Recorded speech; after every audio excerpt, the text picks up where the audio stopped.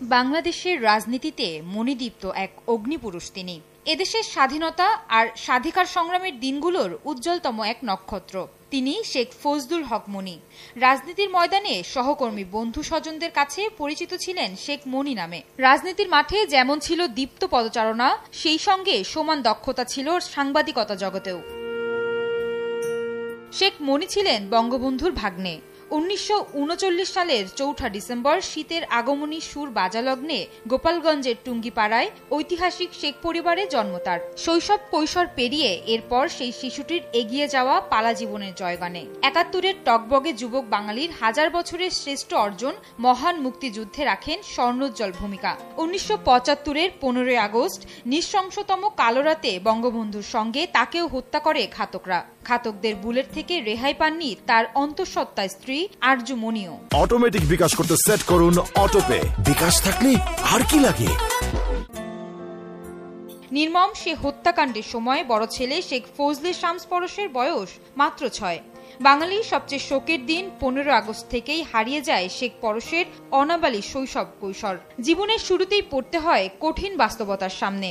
তবে এত বছর পরেও বাবার স্মৃতি এখনো সজীব শেখ ফজলে শামস পরশের কাছে। বাবা বন্ধুসুলভ ছিলেন, বাইরের একটা শক্ত আবরণ কিন্তু ভিতরের অত্যন্ত কোমল এবং নরম প্রকৃতির। বাবাকে অনেক সময় আমি অশ্রু বিসর্জন দিতে দেখেছি কয়েকবার। সততা, সাহসিকতা ও দেশপ্রেম এবং মানুষের প্রতি অগাধ ভালোবাসাই বাবাকে এখনো সকলের কাছে স্মরণীয় ও সম্মানিত করে রেখেছে বলেও জানান তিনি। শেখ ফজলুল হক মনি হওয়ার পিছনে তার যেই গুণাবলীগুলো কাজ করেছে তার হচ্ছে তার সততা, সাহসিকতা এবং অফকোর্স তার মেধা। এই তিনটা গুণাবলী আমার মনে হয় সবচেয়ে বেশি কাজ করেছে তার যুব আন্দোলন বা যুব আন্দোলনের পথিকৃৎ হওয়ার পিছনে। এই তিনটা গুণাবলী আমার মনে হয় সবচেয়ে বেশি গুরুত্বপূর্ণ ভূমিকা পালন করেছে। অল্প বয়সে বাবা মাকে হারিয়ে ছোট ভাই শেখ ফজলে নূর তাপসকে আগলে রাখেন পরশ। ছোট ভাই তাপস স্কুলের টিফিনে কি খাবে তা নিয়েও ভাবতেন তিনি।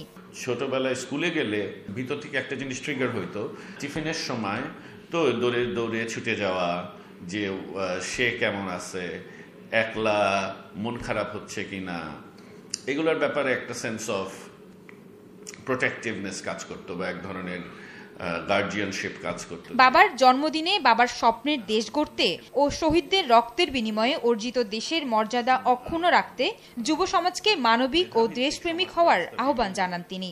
বাংলাদেশের যুব সমাজ ভূমিকা রাখবে ইনশাআল্লাহ, আমি বিশ্বাস করি।